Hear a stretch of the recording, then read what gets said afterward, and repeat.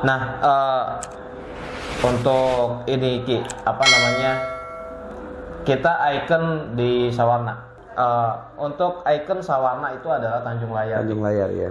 Batu dua. Batu dua, batu Iya, kembar, orang-orang batu kembar. dari pengunjung Ya, yang bilang gitu ya, betul. banyak. Ada juga yang mengatakan bahwa batu tersebut adalah jelmaan. Ada juga yang mengatakan bahwa batu tersebut adalah sebuah layar. Ada juga yang mengatakan bahwa batu tersebut adalah terjadi dengan sendirinya. Iya. Nah, sepengetahuan Aki untuk batu dua tersebut di Tanjung Layar. Iya, oke.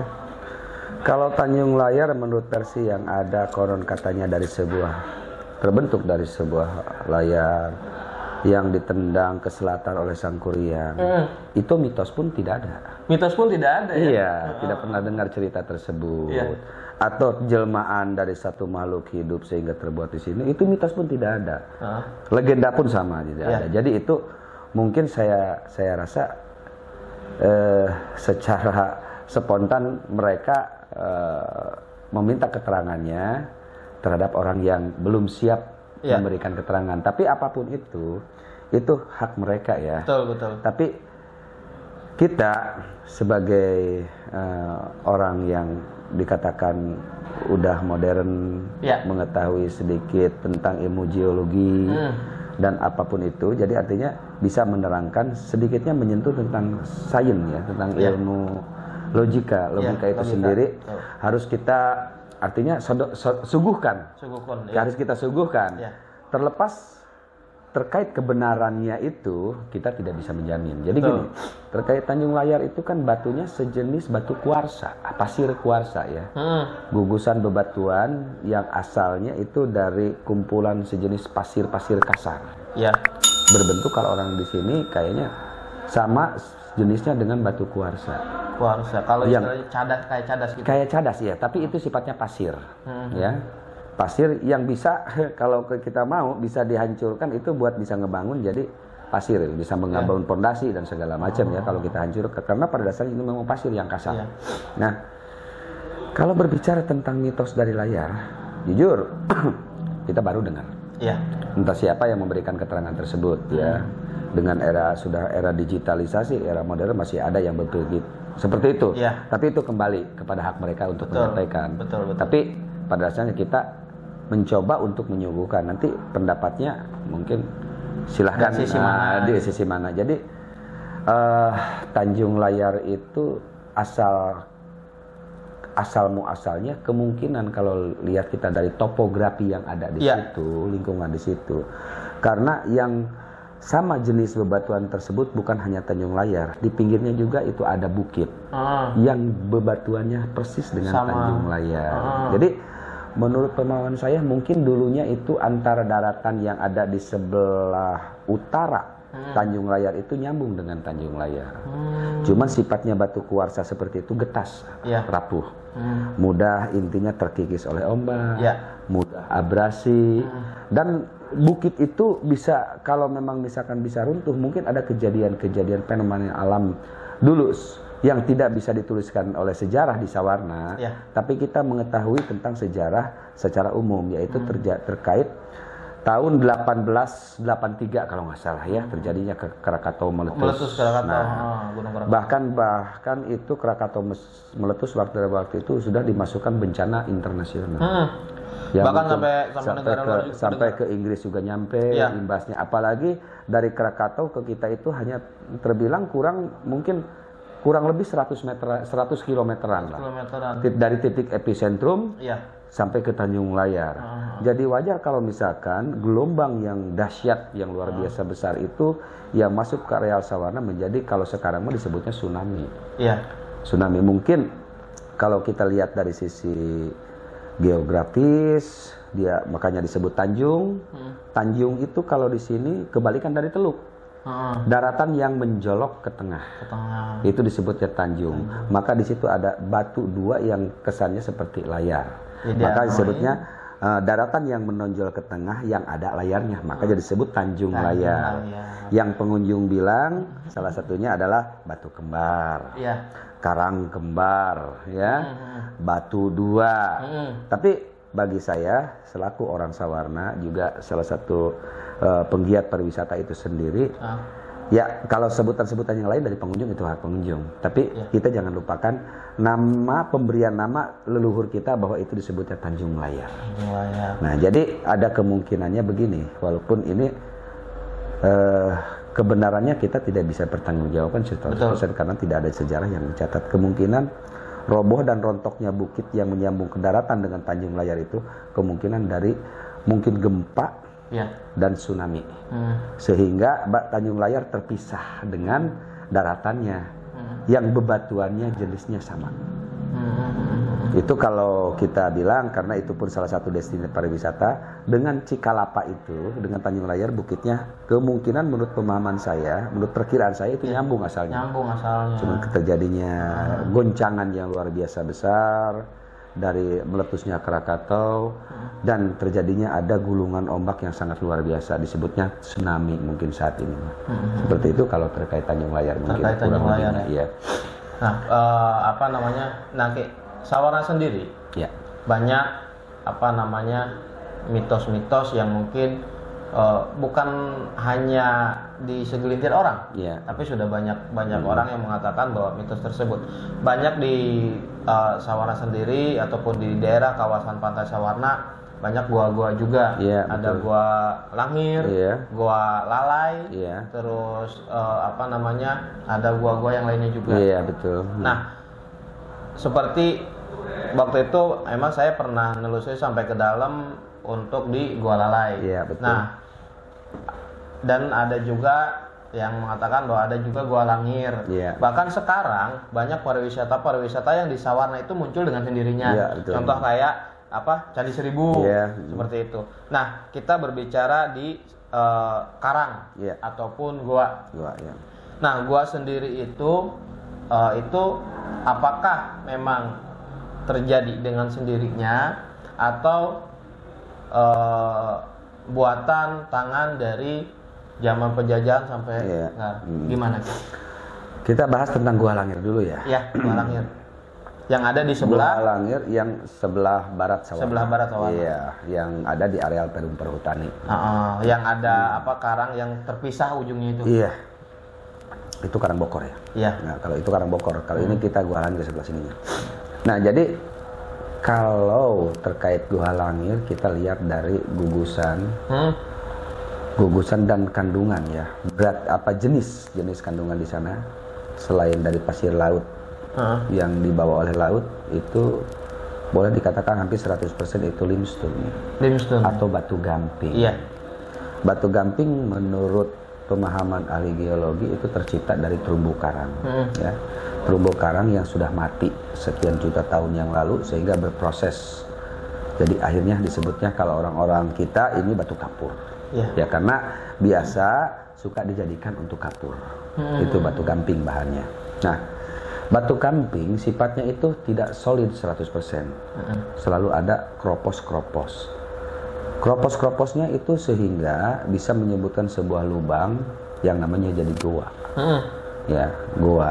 Dan gua itu dulunya itu bahkan ada beberapa gua yang sekarang masih teraliri air ketika apalagi di musim penghujan. Gua Harta Karun. Dan di sananya ada di ujung Gua Langir itu ada juga mata air yang keluar. Itu melalui sela-sela karang. Jadi sifat dari batu gamping atau limestone itu memang sifatnya tidak solid. Ada yang solid tapi juga ada kropos membuat sebuah rongga yang terkadang rongga itu pun jadi saluran air. Saluran air, jadi gua itu sama sekali bukan ciptaan tangan manusia. Semua terjadi secara alami. Secara fenomenal. Itu secara umum di Gua Langir itu namanya tetap Gua Langir. Cuman para kreator wisata, anak-anak muda IPKCS kalau nggak salah itu, IPKCS menamakan dirinya sebagai komunitas kepemudaan. Mereka membuat sebuah kreasi di mana karena terlalu banyaknya gua, antara Gua Langir itu sendiri ada, Gua Kanekes, Gua Seribu Candi, dan Gua Harta Karun itu memang ada sejarahnya. Sejarahnya Gua Kanekes biasanya gini, Kanekes itu orang Baduy yang biasa memanen sejenis lalai atau kampret apalah gitu kan. Lalai biasanya untuk mereka konsumsi itu, maka di situ tempat untuk transit sementara mengolah hasil panennya. Hasil panen itu. Intinya dengan cara pengasapan, tinggalnya di situ, maka disebut goa kanekes. Itu satu, ya, karena suka dipakai orang-orang Baduy yang datang ke sini memanen kelelawar. Bukan kalong ya, kelelawar kecil itu ya, apa namanya itulah, lalai lah kayak gitu. Nah, Gua Langir itu sendiri yang paling lama. Langir itu adalah sebutan lain dari Kalajengking. Oh. Jadi mungkin kalau kita dilihat dari Gua Langir, orang-orang tua dulu itu ketika masuk ke gua tersebut banyak menemukan kalajengking. Orang Sunda bilang, ada yang bilang langir. Maka langir itu sebetulnya adalah kalajengking hitam. Yang banyak, yang ada bisanya. Yang ada bisanya, maka disebutnya Gua Langir. Itu gua yang sebutan lama secara umum di sana. Terus Gua Seribu Candi. Karena mungkin pemahaman anak-anak belum mengerti sebetulnya apa itu bahasa geologinya. Ya. Gua Seribu Candi itu karena gua itu sekian dari dulu sampai sekarang ini meneteskan air dan membawa partikel-partikel mineral yang kecil sehingga menciptakan stalagmit dan stalagmit dan stalaktit. Dari atas seperti kerucut begini kebalik, dari sini juga kerucut terbalik. Jadi nanti ketemu. Itu stalagmit dan stalaktit. Nah, itu proses memang walaupun hanya 1 cm mungkin butuh kurang lebih 60 tahun ya. 60 tahun ya. Untuk 1 cm. Makanya kalau ada pengrusakan, anak-anak di sini marah luar biasa. Karena sudah tahu proses 1 cm aja puluhan tahun itu.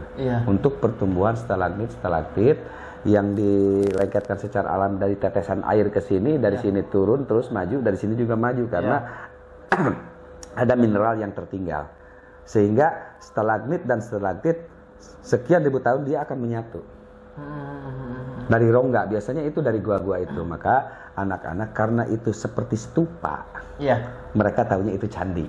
Makanya disebut Gua Seribu Candi karena banyak stalagmit dan stalagmitit di sana yang berjejeran dan mungkin sekarang masih tumbuh, mereka jaga gitu. Makanya disebut Gua Seribu Candi karena miripnya stupa gitu. Dan akhirnya jadi apa? Jadi tempat tambahan pariwisata. Cuman kalau datang ke sana kita harus ada safety ya, pakai helm karena stalagmitnya itu pada tajam-tajam.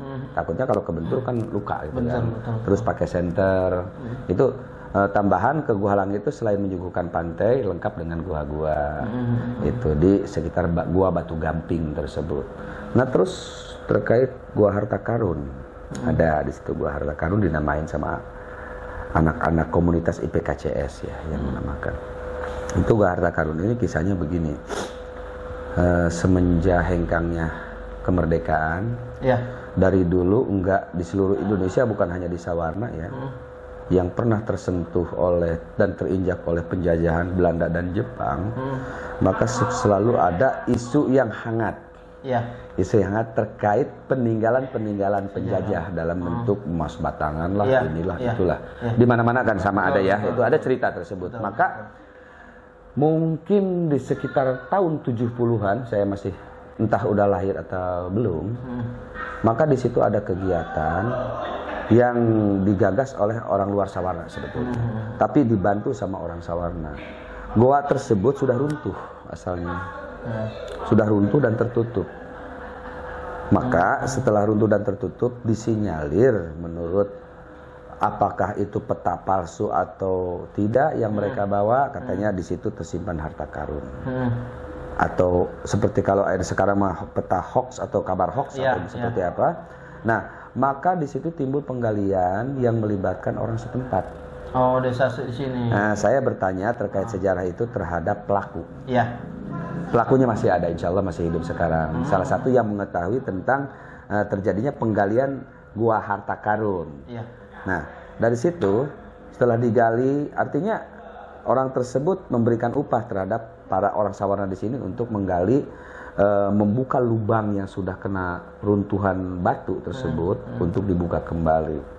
Sehingga semua sudah terbuka, dikeluarin semua batu-batu material di dalam termasuk tanah, dibuka dan dikeluarkan. Maka sekarang kembali seperti asal sebelum terjadinya runtuhan tersebut, terbuka lagi. Maka disebutlah Gua Harta Karun sama anak-anak yang sekarang, karena mereka mendengar cerita bahwa di situ pernah ada penggalian harta karun. Itu Gua Harta Karun. Nah, kembali ke Gua Lalai ya. Gua Lalai dan Gua Halangir dari jenis bebatuannya sama. Batu gamping. Kalau di sana pinggir laut, kalau di sini adalah di hutan, di pemukiman masyarakat yang berdekatan dengan Kali Cisawarna. Nah, Gua Lalai itu ada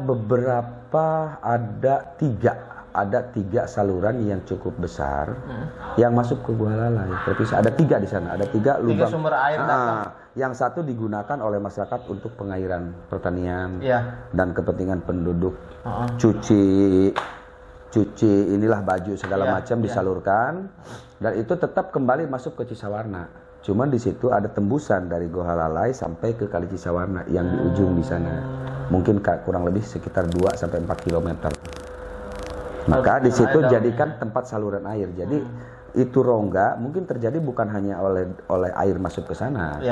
Nah, tadi sampai Gua Lalai yang memang tadi kata Aki dalamnya itu adalah sambungan sungai sungai yang jauhnya itu sejauh kurang lebih antara 2